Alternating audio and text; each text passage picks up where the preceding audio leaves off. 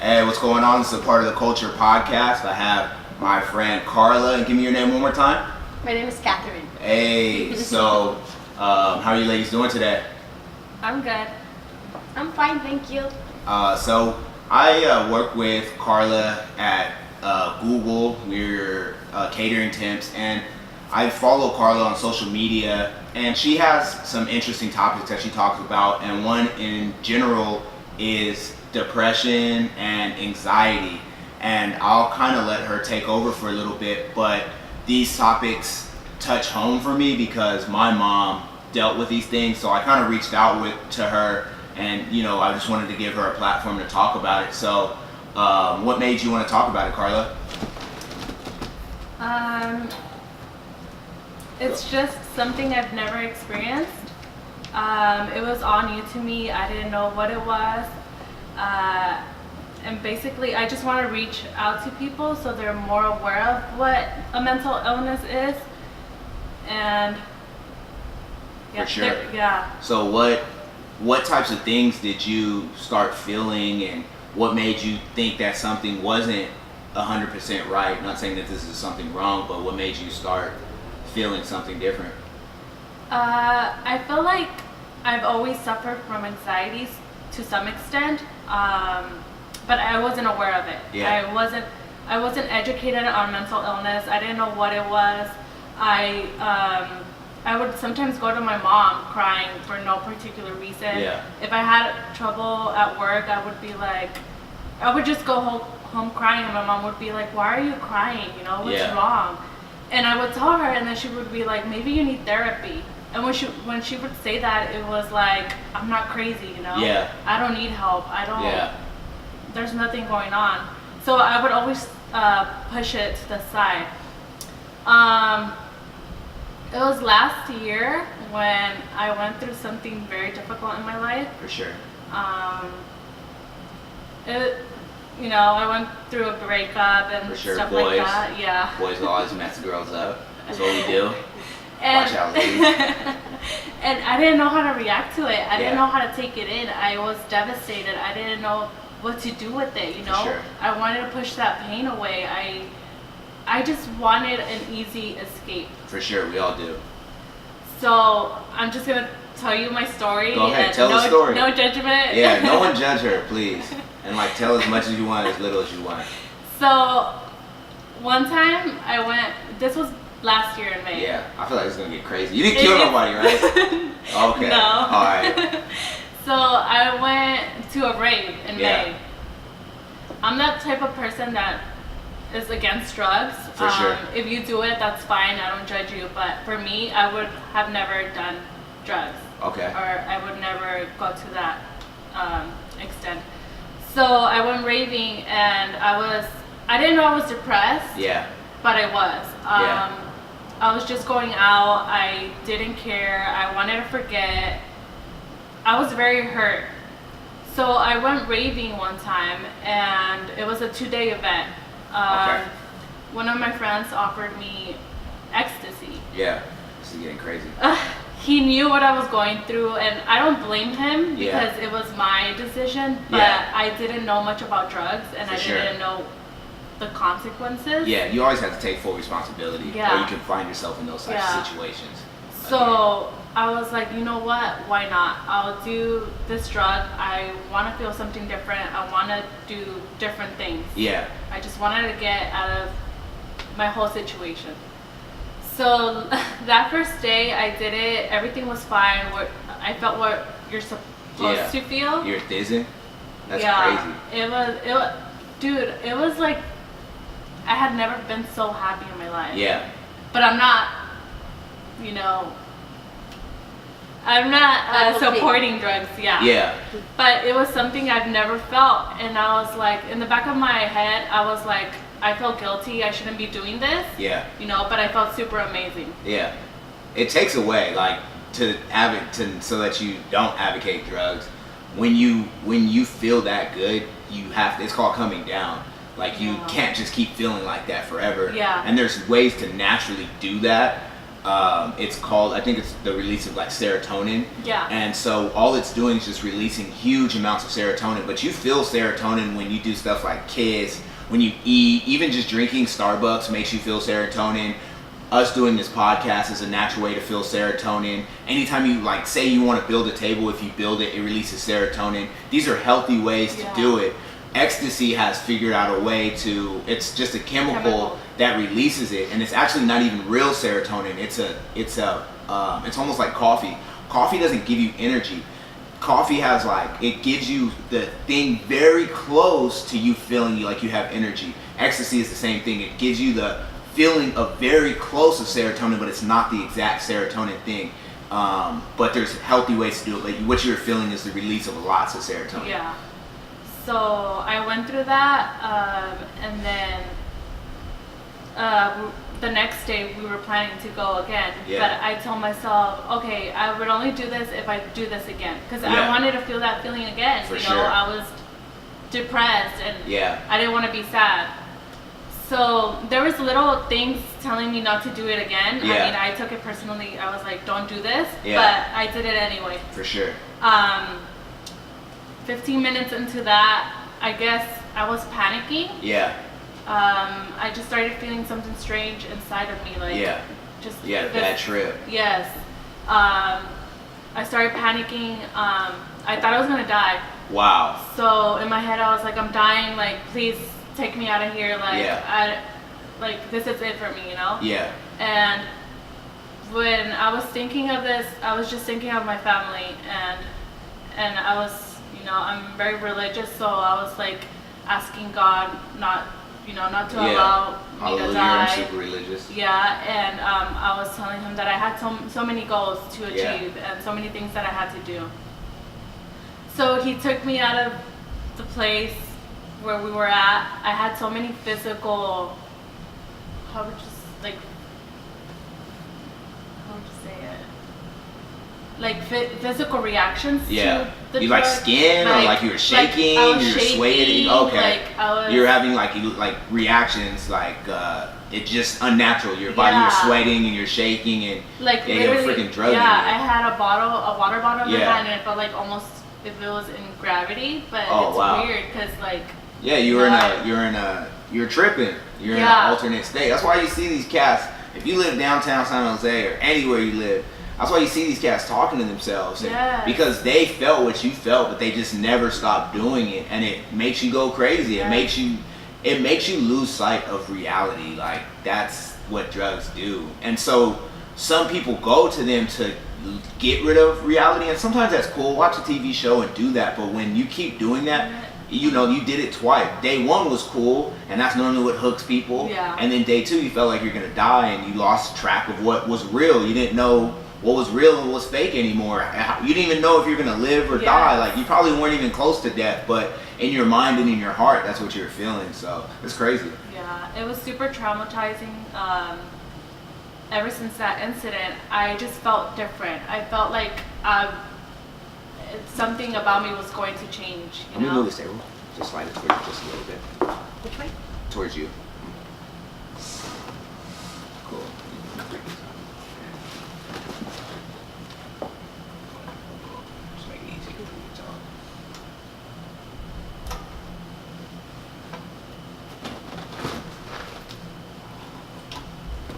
For sure. Just had to do a quick mic check.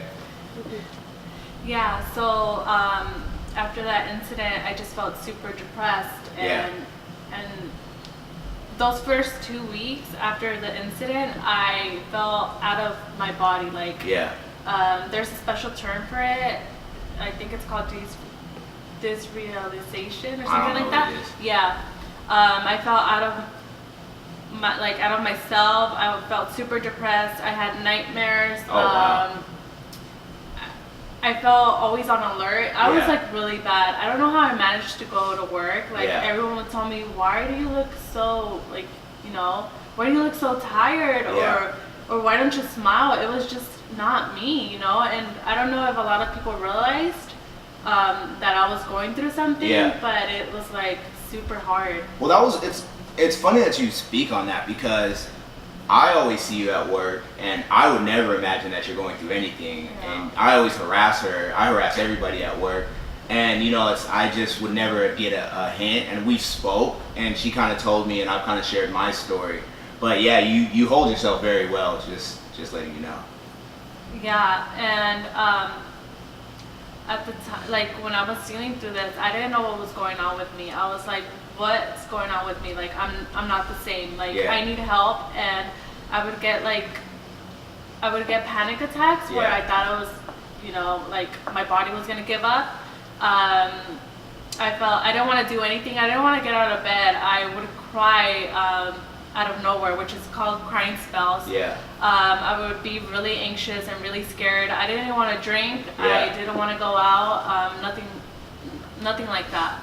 So then I started going to the doctors. I ended up in the emergency like twice. Yeah. Because I was like, this is it for me. Like I'm dying. Yeah. That's deep. That's heavy. They would tell me, there's nothing wrong with you. You're okay. Yeah. But they never said you might be suffering from a mental illness or Yeah. you might be going through something like that. Okay. So have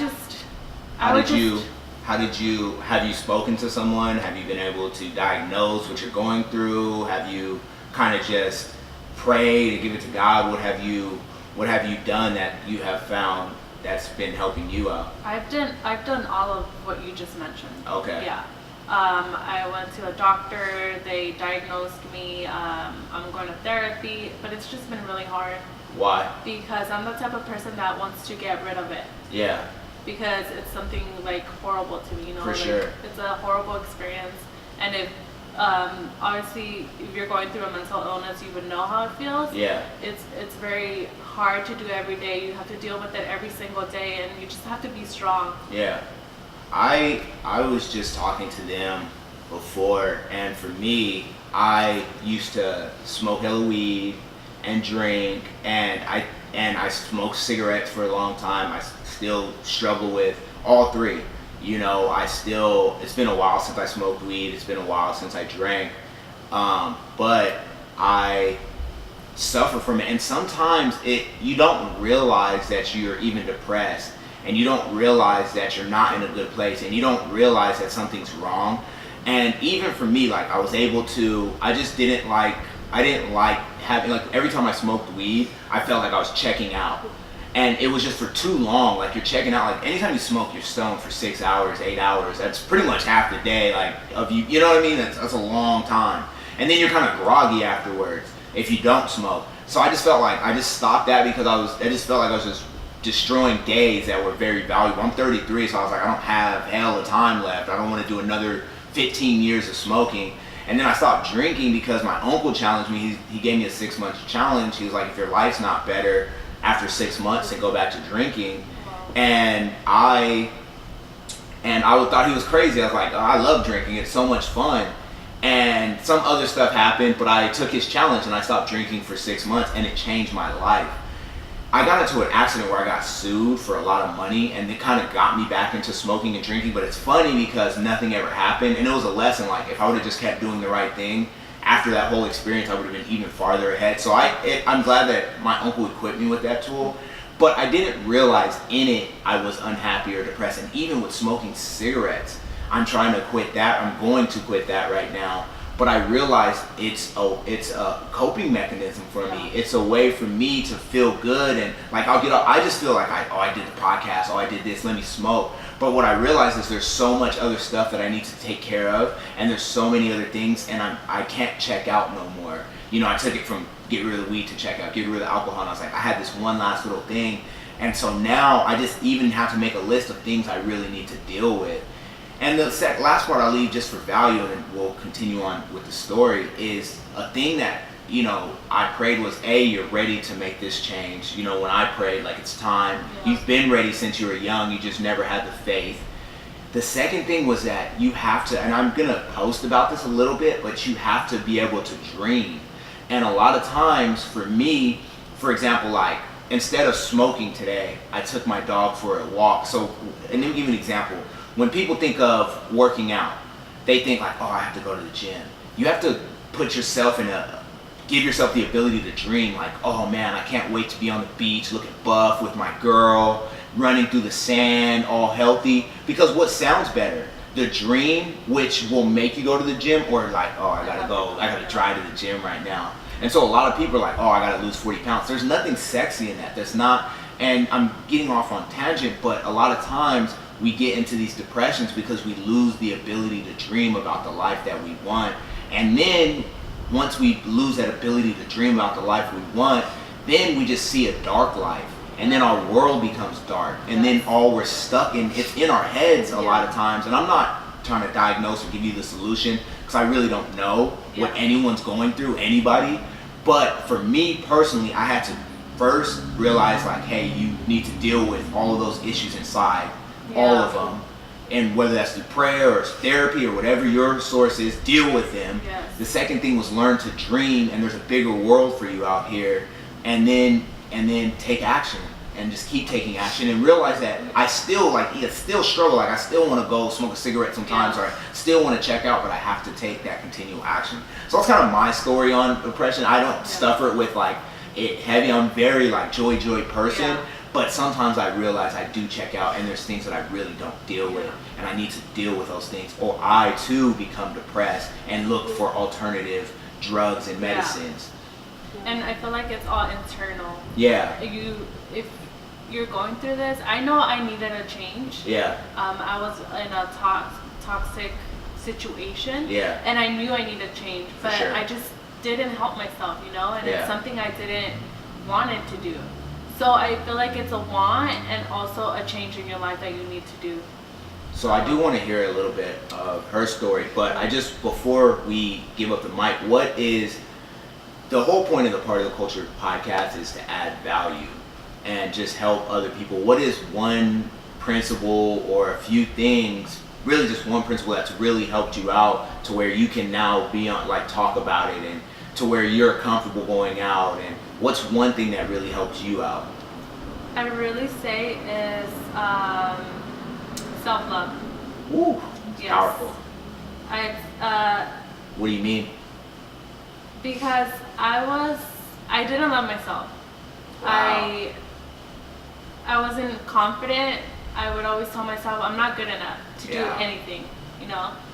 And I still struggle with it a little bit. We all do. But everyone does. I've been reading books. I've been watching TED Talks. I've been going to therapy. I've been just fueling myself with good affirmations, and that's something we all need to do. For sure. Instead of feeding your mind with negative thoughts. Yes. TV, all that stuff. I don't hate on TV, but you definitely have to put good stuff. That's why I think like a lot of people look at religion like this whole other thing. Like there's just some really good principles. Like if you want to love yourself, love others. Like how you treat other people is how you're going to treat yourself. Like, you know, and your life reflection. But I think that's good. I don't even want to take away from that. Self-love, that's powerful. And loving oneself. I had to tell myself like, first you have to love yourself. Like, you know, when a plane goes down, they say first take care of you, and then you can take care of the world. So by loving myself first and you loving yourself, now you're able to help other people love themselves. So thank you for sharing. And we'll come back. I'm definitely don't think the conversation's over, but I just want to hear a little bit of my friend Catherine. Thank you. That's it. Hi, everybody. So I think that my story is just a little bit different than Carla's, but in a way it's like related, because I always tell her like we are walking the same path, and we have suitcases with different things in it, in them, you know. So it's like that's why I tell her like we might not be like going through the exact same situation, but we do relate to so many things. And so like my struggle is I've been so worried about building relationships with everybody else around me, being a sister, a daughter, a girlfriend, a student, a teacher, you know, everything. But I don't have a relationship with myself. Wow. And so like that's what I've learned about all of this, you know. I'm like, wow, like, because for the longest time I've been so busy with everything, like, you know, like with school, I work full time, I go to school full time, and you know, I still have to worry about like my house and like all these other things, you know, that you have to deal with. And so I just felt like something was missing, and I didn't know what exactly was, and I was like, okay, maybe it is that I just have to make time to go to the gym so I could feel good, because I feel so empty even though I'm doing all these things. Yeah. And I just reached the point where I was like, because the thing about me is that I just always want to go for more and more and more, because I just think, you know, there's just like so much more growth. And human beings are all, that's our main core, is growing, is growth. Yeah, and it's like, I just don't stop. That's my thing. Like, I just don't stop. Like, I'm not meant to like be just sitting down here without like, doing anything. So that's like the Catherine that I know, right? Yeah. But then I reached the point where I was like, I don't even want to do my homework anymore. My house is messy. I'm gonna just let it be. And so that's where I started, like, I stopped doing things that, you know, like were like my responsibilities, and that's when I knew, okay, something's off. Like, I'm so unmotivated. I'm not driven, you know. And I started to get really scared, because I was like, what is happening with me? Like, it was like something that kept knocking on my door. Yeah. Because I knew that was something familiar. Like, I've seen this before, but like I just like ignored it. And where I did just, you like, see it before? And like when I like in my life, you know, like previously when I graduated high school, I feel like I went through this one phase where it was like I didn't know who I was. I was struggling with like my identity. What's my purpose? That's my thing. Like, what's my purpose? Like, I always knew that I wanted to help people, but I just didn't know how I wanted to do that. I was just like, okay, like I have to figure it out. And so I was just working, but I was so depressed. I would cry every day. Like, what am I doing? I'm just working and I'm not like doing anything else. I can't find a career that fulfills me, like anything like that. So, you know, and then I just got out of that, because I was like, okay, I'm just gonna go back to school and I'm just gonna keep working and see where it takes me. And so, you know, but I just like let that be there. And so I just felt like it was just always knocking on my door. And this time I actually like paid attention, and I was like, okay, I have to do something about it, you know, because. And what did you do? And so did you let yourself fully go? Like, did you hit like a rock bottom point? Were you kind of like, yo, I'm not cleaning up, like maybe I should talk to somebody now? Or did you just like were you just in your room for 3 days with some ice cream or something? I was pretending so much, you know, like I was like hiding it, so I remember I was seeing her stories, because she always talks about like anxiety and depression and all these things, and I was like, why am I feeling so like I feel so connected with this girl. Yeah. And like I feel like I understand her so much, and I started to get freaked out, because I was like, she's depressed and she's like going through anxiety and all this like mental illnesses. Why do I feel so like related to that? Like, and so that's when I was like, okay. And all like there was like a period of a month that I was just kind of trying to process everything. I didn't tell anyone. Yeah. I was just, you know, like I have a lot of willpower in me. That's why I always get things done. I can tell you're very driven. And I literally had to drag myself to find the last willpower that I had in me to go to work. And I work with little kids. I work in a preschool. And it's like, you know, you need so much energy to be with like those little kids, and you know, like so much to offer. And I just feel like, wow, like you're getting the worst out of me right now. Yeah. You know, everything. I just feel like everything was thing. That's a crazy thing to say. That people aren't, you know, when we go through these things, I never thought about that, but people are getting a bad version of you, and there is a better version that you can offer the world, and that we're trying to offer the world. And I think that's why it's so hard. If you're not driven or you don't care about anyone, I think it's very easy to go down that deep dark hole. But I think that's just a very powerful principle. Sorry to cut you off, but I just think that you know, when we're stuck in these things, you aren't giving your best version, and the world you deserve the best version of yourself, and the world deserves the best version. I even have a saying, like, for me in smoking, when, you know, it's a form of depression, and so instead, like, I would just go home, smoke, and like fall asleep, but no one wins from that. If I don't do that, then I'm more likely to take my dog for a walk or spend a few minutes cleaning up, which my fiance benefits from, and the dog gets some exercise. But when we're not this best version, like, we suffer and the people around us suffer. So I just, you know, I wanted to touch on that, but go ahead. Yeah, so then I started to notice, you know what, my days are just so hard. Like I'm avoiding every responsibility that I have on my plate, and I look forward to just sleeping. Yeah. Like sleeping was my favorite part of the day, and that's when I was like, okay, wait, like this is this is something completely unfamiliar. I agree with that. And so I decided to open up to one of my friends. Well, yeah. And so I told her, you know, like, hey, like this is happening to me, and I don't know what, like, what it is. Like, I just want to go to sleep, and that's when, like, I'm so relieved just knowing that I'm not gonna feel and think about anything. Yeah. And so she was like, oh, you know, you might. And she started to say, because she's like actually studying to be a counselor. So she was like, oh, you know, you have to look into that because it sounds like you might be depressed. Yeah. And I already had an idea because, you know, I was just like connecting like her, like, you know, symptoms and everything that she was talking about. So I was like, yeah. And I just reached the point where I was like, you know what, I need to get professional help. Yeah. Because I'm thinking that I have this, but I just want to hear it from someone. It's like, you know, for sure. Or it might be something else. I don't know what it is, but this is just something that I just didn't want to pay attention to and, you know, previously. So now I just have to like look into this. So then I started to see a therapist, and it was something really hard at first because I was like, I don't even, like, mental illness and Catherine put together in a sentence just didn't go in my world. Yeah, I was like, you work with kids and you're driven and you're, you know, take care of your family and you see your sisters. Yeah, I definitely, I can see your pain. But go ahead.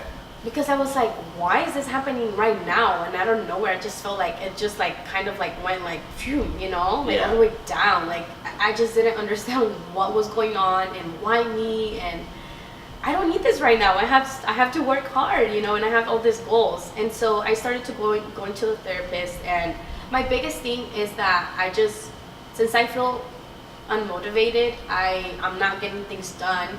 So then I beat myself up for that. I'm like, oh, you know, like I'm not giving like the best of me. And it just gets worse and worse. And so that's like my main thing. Like I'm lazy. And when you went to, so you seen that you had the problem, you sought out help. Yeah. What happened once you sought out that help? Well, the first weeks were like really hard because I was like, wow, I can't believe that at some point I woke up every morning, and you know, I would always like, I wasn't as educated on like mental illnesses, but I would always acknowledge that there was people that were going through that. So I was like, okay, I'm gonna wake up and like while I'm walking my dog in the morning, I'm gonna look at a positive quote and I'm gonna post it out because I know someone out there needs this. And even though I don't feel like so connected to like mental illness, I still think that someone needs it, right? And so something in me was just like, okay, like I posted that quote and I know it's gonna help someone. But you know, like at that point in my life, I didn't feel like I was depressed. And so now I'm like, wow, like I remember back in that time when I would post all those quotes, I would think about, because I'm not super religious, but I do believe there's a God and I do pray. And so I would always thank him, like, thank you for not putting me through that, because I feel like mental illness is just like, it's something that makes you feel so weak. And I was like, I would always tell him, like, thank you for making me so strong. I would always say that, you know. And now, so that was one thing, that the first weeks when I started going to a therapist and knowing that really that's what was happening to me, I felt so weak. I was like, wow, I can't believe how weak I feel right now that I'm going through this, you know. And so that was another unhelpful thought that I had. Yeah. Just beating myself up for that. And you know, just like in my relationship with my boyfriend, like, do you even deserve to be here right now? Like, him or you? Him. Like, I was just like, no, I don't even, I just want to be by myself because I don't want you to see me like this or just go through it. Because first of all, you know, like, one thing, it's not even just that they don't believe in it. It's also that it's a lot of times, I'm not saying we're broke, but a lot of times in like minority, there's not money for a therapist. There's not money for extra help. So it's easier to say like, oh, nothing's going on when we go through these things. So that's sometimes what happens. And like, I think about it too, like even with my mom suffered from major depression. My mom would stay in the house for days on end. And like there would be ants, and thank God there wasn't like roaches or nothing, but there'd be ants, and I'm talking like I would be like 6, 7 cleaning up after my mom, who's a grown woman, and she went through really bad depression. And I definitely think part of it was my stepdad. He was abusive, and I don't think I've ever said that out loud before, but I had to deal with that, and I've seen a lot of crazy stuff there. But it's you just think that you got yourself into this situation, you can get yourself out. But back to families, it's not in the budget. It's not. It's old school. Like, they just believed in hard work, and hard work gets you through everything. And if you're dealing with something, deal with it. They never. We are fortunate to where, you know, we do have clothes over our head, and we do have food, and we all have cars, and we can just go buy our little $4 or $5 Starbucks. And so it does, and they see that, and they're like, you're blessed, you have everything, which honestly has helped me out, is having a certain, I think sometimes a lot of people, we haven't been trained because of all the marketing and just everything that's going on. We have to come from a place of gratitude. I do not think that gratitude is the end all be all for depression. I don't think that any of the things, I think sometimes it could be chemical, it could be, you could be abused as a child, and like there's, if someone's been touched or something, like there's nothing, like no amount of gratitude, they're gonna be like F God and why me, and well, so there's people that go through real situations that I'm not gonna be able to sit here and tell you how to get through it. But sometimes gratitude and being thankful and being able to just, it does help, because even how the brain is set up, it is very hard, almost impossible, to be in a state of gratitude and in a state of depression at the same time. Your brain can't hold on to two things. So whenever, if you're, you know, sometimes I'll be upset, or my girl will be mad, and I say, hey, like, what are you thankful for? And one thing that has helped our relationship is gratitude, and her saying, hey, thank you for grabbing something to eat, thank you for taking it, you know, and on me, babe, thank you for cleaning up, or, you know, thank you God for my car. And it got so deep to where it's like, thank you for being able to see, thank you for being able to touch, thank you for being able to dress myself. So gratitude has definitely helped me in the dreaming and a lot of other things. But it's, you know, it's almost like making a plate. Like, it's going to take a lot of stuff for you to get full and feel fulfilled. And then you also said something too, like, I think as far as like, I think a lot of times we look for work or outside sources to make us feel fulfilled. And one thing I was talking to my coworker about, one thing that helps me is like, that's why I do this project. And that's why I like sitting down with you, is because it costs money to do this. And if I'm at work, even though I work at a nightclub, if I know that if me just a bartender, not very fulfilling. I'm like, this is going nowhere.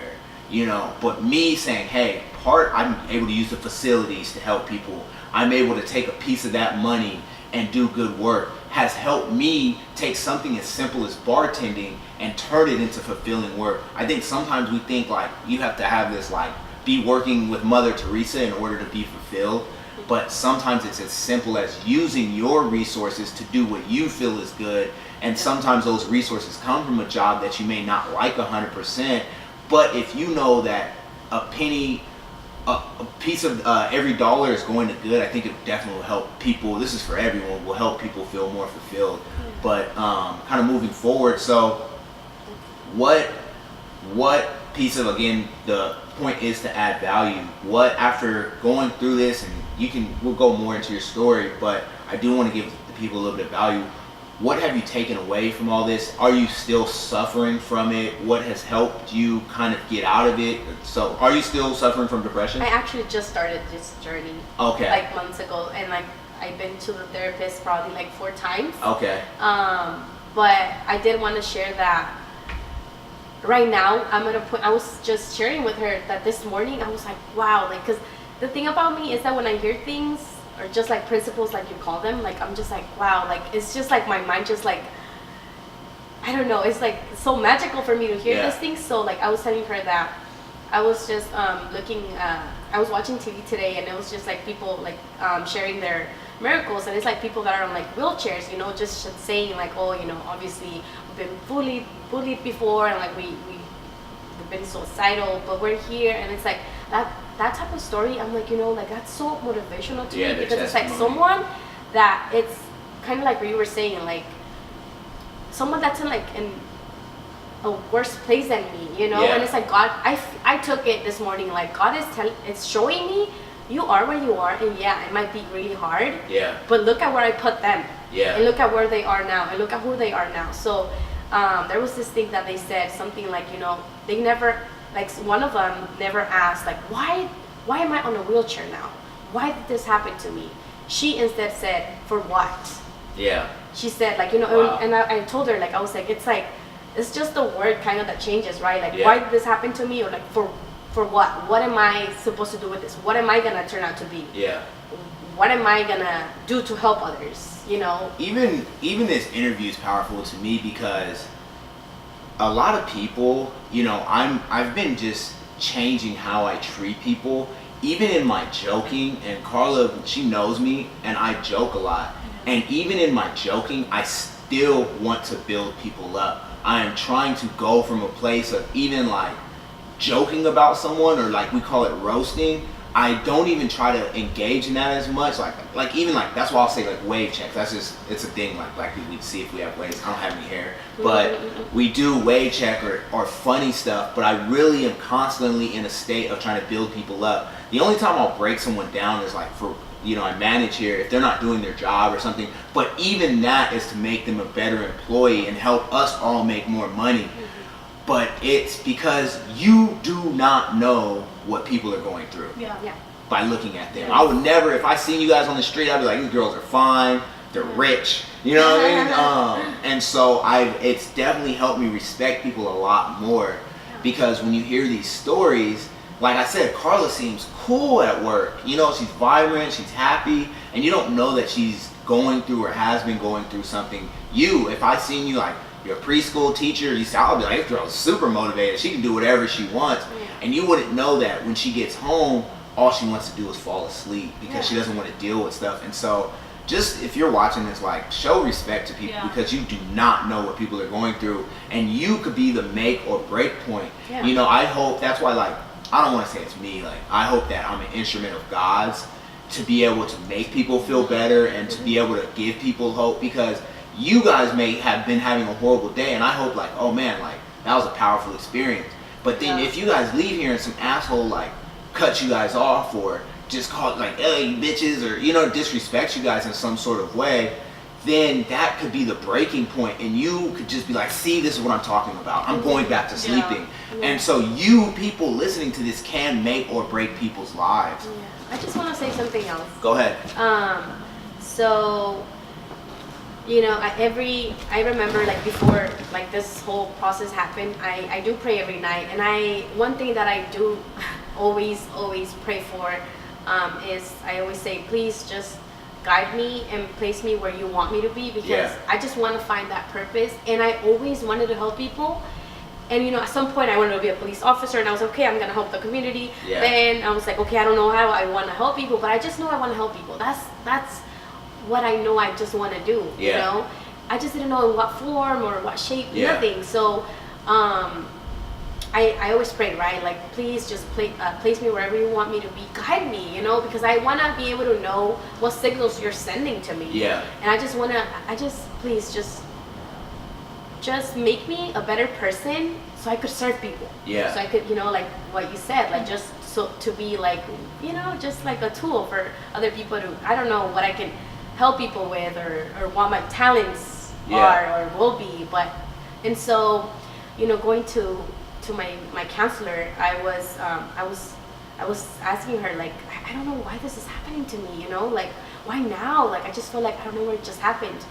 And she had I don't even remember the exact words that she told me, but she was like, stop beating yourself up for that. Instead, like, just kind of say, why, okay, like, not beat yourself up for like, oh my God, I'm so terrible and I'm depressed and all these things, but just kind of look forward to, because you want to help people, right? And I was like, yeah. And she's like, and that's your purpose. How are you supposed to help people if your cup is not full? And I was like, it's something obviously that people tell you, like, oh, love yourself, and then you'll be able to love others. It's like, right? But the way that she said it to me, I was like, wow, like I did not realize that my cup was not full. Like, and I have this like desire to help people, but how would I be able to understand people that are going through the same thing? And even children, you see all these children going through like really dramatic, I think, kind of listening to you, a few things came up, and and I could be completely wrong, but the things that I heard is, if you want to help people, there's going to be opportunity. I don't think it's this, for me, I had to learn this. because I say like, oh, how can I add value, and oh, how can I do this? And we think like Mother Teresa, and we think of all these like crazy scenarios, but sometimes it's as simple as calling your mom. Yeah. Sometimes it's as simple as checking on your little brother. Sometimes it's as simple as taking your dog for a walk and waving at someone or smiling at someone. And then there's opportunities all the time, and and then the second thing you talked about is prayer.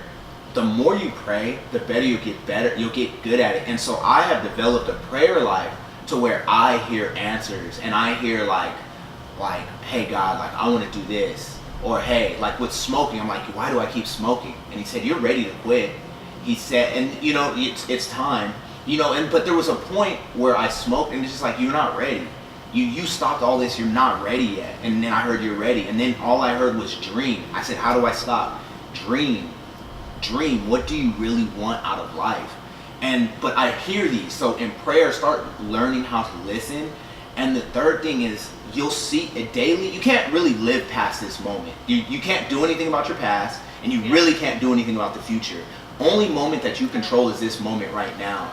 And in these moments, you're gonna feel things, and you might hear a word, a whisper that says, check on Carla. That's how you help people.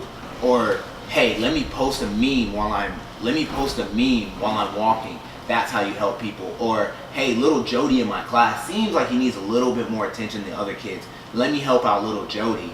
And by doing that, that's how you help people. One principle it comes from Eric Thomas, but I became a personal trainer. I don't do it anymore. I still am like super close with the guys who own the gym. But how that happened is I could not get past I wanted to be buff, and I could not get past a certain point. And I went to a business seminar. I had nothing to do with working out. And the guy, Eric Thomas, he says, if you want to be successful, help other people become successful. And just like you watching this program, I have an epiphany moment, and I was like, you know what? They were my next door, my shop, my landlord owned the gym right next to where I live, and they have a internship program. I said, let me help people get healthy. Let me help them get healthy. And so I kept my business. I still do shirts. I just do, shameless plug, I make clothes if you ever need hats and shirts, but I don't really care about that right now. But when I started helping people train their bodies and their minds in the gym and help them get strong, guess what? I wanted to gain, I was 165, I wanted to gain 20 pounds. I wanted to be 185. I started training people within 2 months. I'm telling you, I tried everything. Like, it sounds stupid now because I know how to do it, but I tried everything, and I could not get past like 165, 170. It was like I would always just be right there. I started helping people train, and I learned different techniques, and I would wake up at 5 in the morning to help people. And by helping people, I reached my goal. I was able to, in 3 months, I became 185. And so now I sit at like 180, 182, but it's by helping people get their wants, you get yours. Yeah. So I think that's a powerful principle. So true, yeah. Sorry. Go ahead. Well, the thing, like I went to see my counselor because I see a counselor and a therapist. Yeah. And my counselor, like when she told me that, I was like, wow, like I'm here because I keep asking him to make me a better person. Yeah. Because I keep asking him to place me, where he wants me to be. Yeah. And to guide me. And this is where I am now. And it's like when you when you pray for blessings and when you pray for all these things, you think that he's gonna give you a better job, a better car, what you think of blessings coming your way in pretty packages. Yeah. And you don't, and I was like, wow, like I left that office that day crying because I was like, you placed me here because I've been asking for this. You sent me a blessing in a different type of package that I didn't even realize that you already sent me what I wanted. Yeah. You already sent me and placed me where you want me to be and where I've been asking you to place me, because depression or mental illness in general could be the best thing that could happen to you. Yeah. If you make the best out of your resources and you look for help and you really, really are willing to change and make this a transformation for yourself, then it could be the best thing that could happen to you. This podcast came from depression. I was laying in my bed, I don't want to call it suicidal because I don't think I was ever at a point where I would really take my life, but I had I fantasized about death. Like death felt better than this. Like there's no way that as a human being, how I feel right now is normal. Like I was just like, I'd rather die than feel like this. Now I'm not. I wasn't suicidal. I wasn't gonna kill myself. I'd rather just feel the pain. But I was like, but then from that dark, I'm telling you, like I can't even like how happy I am. It's hard to imagine that dark place. But from that dark place, I thought to myself, all you did was take from this world. All you did was care about yourself. All you did is just give a fuck. Like I didn't care about no women. I didn't care about my family. All I cared about was JD. That's it. And all I would do is take. And I woke up and I said, you know what? If me taking feels this bad and this is where it leads and this level of selfishness leads to this dark fucking corner, then what happens if I give? What happens if I just keep giving and giving and giving and giving? And it is one of the biggest changes in my life. But just like you, it came from a dark ass place. The darkest place I've ever been in my entire life, from just doing the wrong thing. This podcast has come from it. My whole movement has come for it. Me just giving value, me really just trying to pour into people. I probably have more sales now, but it's like you stop caring. I've given more to charity. I've given more to, which I don't really like to talk about too much, but I definitely think by giving and coming and realizing that from a dark place, beautiful things can happen. So I think that's very powerful. Yeah, and you know, like now that you mentioned that, I think you have to be really careful being on like the either stream of like a spectrum, because like you were in the place where it's like you were just receiving, and I feel like I was in a place where I was just giving to other people but not me. So you know, I think you have to like be careful with that, because it's like like giving, it's a beautiful thing, but you also have to, when you give so much, then you're unfamiliar with like receiving, and you feel so uncomfortable like receiving from other people, or just like being okay with like other people paying for your Starbucks. Yeah, there's something I wanted to tell you too when you're talking about that. And another principle that really helped me out, kind of off top, is being able to say no. Yeah. And it was very hard for me in my business, in life, to where I was like killing myself, and I had to come to a place to where I had to learn to say no, I can't do that, or no, that's not something I can do, or no, I can't make that meeting, or no. And right now I'm a little bit busy again just because I have so much going on. But the ability to say no to people is huge, because when you're a giver, and someone says, hey, can you give me?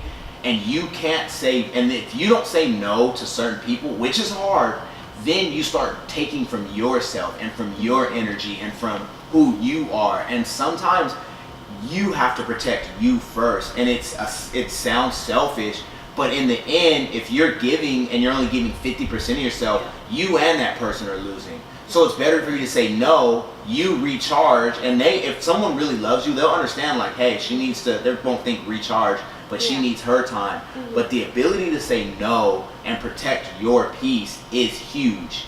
You know, and so that's something that also helped me and my business and my life out, is like not saying yes to everything. Yeah, thank you for that. And I just keep like, no, it's cool. It's a conversation. I want to like actually say thank you to you. This is my first time meeting you, but I want to say like thank you, because you know, like going to my therapist and my counselor, they said, you know, I never share my personal stories with people unless I feel like they need it. And so they shared with me that they actually went through depression. My therapist, my counselor, you know, I would, like you said, like I see them and I would have never thought like they went through that, right? And they're beautiful people now, you know, and it's like, you know, they say like beautiful people are not just born beautiful, right? Like I was, but go ahead. And so, you know, I want to say thank you, because I feel like, you know, you came from a dark place too, and you walked that path. You decided to walk it and get to where you are now, and thanks to that, we're here. You know, and so, you know, when they told me, you know, they didn't say, oh, you know, we had to walk that path. But I realized like, wow, like they had to do the hard work, because that's what they called it. They were both saying like, you have to do the hard work. And I was like, what hard work? And Carla was saying, you know, I just want to get rid of it. And I'm like that. I'm like, okay, like I know how to work hard and how to like, be efficient. So like, give me the hard work. I just want to get it over with and get back to like, you know, be good again. And so you did the hard work. Yeah. You know, you did the hard work, and you decided to walk that path. And thanks to that, now we're here. Yeah. You know, and thanks to my counselor walking that path, I'm able to you know, receive everything that she's giving me, and my therapist too. So like everybody that walks the path, you know, like right now we're walking it, and maybe in the future someone's gonna tell me thank you for doing the hard work. You know, so I'm thanking you now. No, I thank you guys. Again, you don't. It's like, you don't know who you're touching. You don't know, and I used to think it has to be like 1 million people or 1,000 people, or even if not one person listens to this.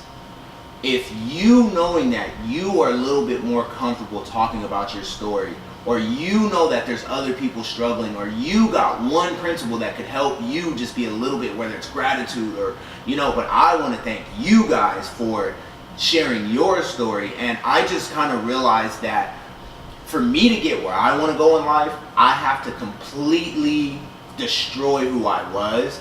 But the thing, just like your counselors, and just the thing I hear when I pray to God is, you've walked this path and you can help others walk this path. Because that's why I said it, and you know, I'm a brother, and so this isn't a normal thing for brothers to do, but I can connect because I come from LA. My uncle's a Crip. My mom dealt with depression. I don't have a father. I believe God's my father now, and if I could come, and I had, when I started this, I had $55 in my pocket, and I had no hope, and for me to be able to turn my life around, and to just sometimes like to be able to give to charity, and to be able to have all this stuff, like sometimes I feel like overly blessed. Like, how do I just have all this stuff in this club and people to talk to, and people that, like, this is off on a tangent, but I'll end here. People I never thought would ever reach out to me. People who I look up to have been like, hey, if you need any help, I got you. And so I haven't really, you know what I mean? And like, even when I was doing my book, like Carla helped me promote, like that was crazy to me. Like, I thought people, when I started this journey, I thought people would make fun of me. I thought people would be like, you're stupid, that's whack, like you're corny. And it's been the exact opposite. Like, I think one person made kind of a joke, the guy who owns this spot. But he knows what's up. He lets me use his facilities, and he really supports my movement. But most people have come up to me in secret or in quiet and said, hey, keep doing what you're doing. I like your message. I did a video on the flea market. My boy, just like, I used to be embarrassed of the flea market, because if you got your clothes from the flea market, you'd be made fun of. But by spreading this word, a lot of people people I never thought were watching or ever thought would care have come up to me and be like, hey, thank you. I appreciate that. So I thank you ladies for sharing your story. I thank you guys. And so before we end, I just want to ask, is there any last value you guys want to add? And then let people know, if they want to follow you on like social media, how they can find you. And both of you guys can talk to this. I just want to say, because I know not everybody believes there's a God, and if that's your case, because I feel like I'm still learning, but that's something that has helped me, just know that I am I surrendered to him. 50% of me did, because I know that it's like he's gonna do his job, and I have to do my part too, Yes, so that's what's helping me, that's like the main thing. And if you just don't feel comfortable with like praying to God, then like pray to the universe, manifest things into the universe, and I think that's gonna be one of the things that are gonna just create a different type of like environment for your mental health. And reading a lot of books and going to therapy, it's really good. Yeah, talking to someone and just educating yourself. Books changed my life. That's why I wrote a book. I read books. I have a book I'm reading right now. It's all business stuff, but it really helped transform my life, and prayer transformed my life. I'll end with a story, but I want to let Carla talk, but it's about religion. And I definitely think people underestimate the power of religion. I'll end this podcast with a story that's very powerful to me, but go ahead, Carla, your last kind of words. I just wanted to say one thing. When you were talking about that people were going to make fun of you because of this, Like, honestly, just do what makes you happy. Yeah. Who cares about what people are going to say? Yeah. I mean, they're going to talk, in general, they're still going to talk. Whether it's good or bad, just do what makes you happy. That's what I'm doing. That's what I've learned. Yeah. I've heard negative negative comments said to me, not in person, like from others, and even in person. But I'm just like, what I'm gonna do what makes me happy, you know? Because at the end, we only have, as cliche as it sounds, we only have one life. We do. And you gotta live in the present. And some people, like, I just say that, you know, haters thrive. They build themselves up by stepping on the backs of others.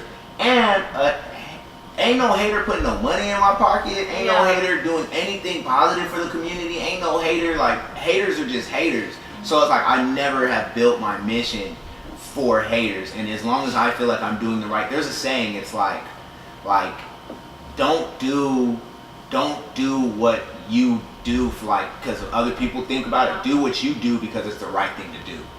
You know, and as long as you do the right thing, you'll win. Yes. But the story that I wanted to share is it's a religious principle, and it's about worry. And I feel like a lot of times we worry a lot, and worry it's a dream killer. And I have been able to just continuously, like, anytime I worry, I think about this story. And Jesus is in a boat with his disciples, and there's a storm going on, a very bad storm, and that could be a parable, but there's actually a storm going on. And Jesus is sleeping, and his disciples are in the boat, and they're freaking out, and they're like, oh my God, we're gonna die. This storm is crazy, you know, Father save us, Father save us. And Jesus wakes up, and he's like stops the storm instantly, and he's like, how little is your faith? Like, if you know that I'm with you, surely nothing's gonna happen. But you allowed this storm to just, like, you worried about it. But really there's no storm. Like, you're with the Most High. Like, you're gonna be okay. And it's hard to say that because I know people go through things, but even any situation that you've been through has made you stronger. Any loss that you've been through, and there's been times where I'm like, damn, why did that happen? But then it made me stronger. Like, my car broke down, but I got the car that I have now, and it's, you know, helped me transform my life. And, you know, so, but just, I don't want to take away from that story. He just, you know, don't worry, have faith. And the second part of that is, like, anytime I'm freaking out, he has another saying. He's like, if I take care of the birds who don't labor or toil, and I take care of these beautiful trees, and you see these beautiful flowers, if they do nothing, and you are higher than those, then you have nothing to worry about. So anytime I start freaking out, I'm able to just look out the window or look at nature and, like, if he takes care of this tree, which does nothing, and it's beautiful, or these flowers that are beautiful, and these birds that are beautiful, if he's able to take care of those things, then surely he will take care of me. So those are stories that have really helped me when I feel low or I feel down and I'm scared. And I think about these things, and I get my confidence. And we do not have a spirit of fear. We have a spirit of confidence in us. So anytime you're going to do something, if you become scared, that is not your true spirit. You have a spirit of confidence in you. So just, those are things that help me. And my last thing is, I think God's my Father, so I'm the Son of God. And so there's nothing that I can't accomplish anytime. So when I'm really low, I just think I'm the Son of God. Like, there's, like, what more do I need? So those are things that have helped me out on my walk. That was beautiful. Thank you. You know, any last words? Thank you, ladies, for coming. I just want to thank you for this. Yeah. Like, this is a great opportunity and a great experience. Yes. And we wanted to help people out, so hopefully this helps people be aware of it and be nicer and just be grateful. For sure. This will be on YouTube. I'm going to give it to Carla. Carla will put it on all her social